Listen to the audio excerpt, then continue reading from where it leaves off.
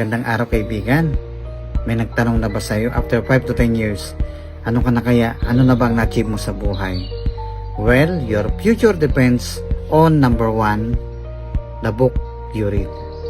Alam niyo po, simula nung binasa ko po itong Bible, talagang natutuwa ako na merong makapangyarihang Diyos na nagmahal sa akin, ang Diyos na may magandang plano, ang Diyos na nagtuturo sa akin upang ako ay mamuhay ng nayon sa kanyang kalooban. Number 2, the people you meet. Mga taong nakakasalamuhan natin at pinipili nating maging kaibigan na maaring makapagdulot ng kabutihan sa atin o kapahamakan. And then number 3, the choice you make. Maraming mga choices sa buhay at minsan lang tayo gagawa ng desisyon. At ang maling desisyon ay pwedeng makapagpahamak po sa atin.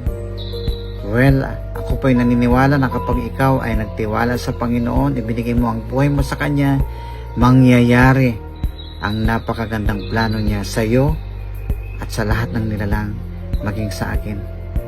Salamat sa Panginoon dahil sa Kanyang kalooban. Ako ay nandito ngayon sa PNP, ginamit niyo upang mangaral ng salita ng Diyos. Panginoon, patnubayan po ang bawat isa at mangyari nawa ang kalooban mo, ang plano mo sa amin at gamitin mo kami ayon sa iyong kalooban. Amen.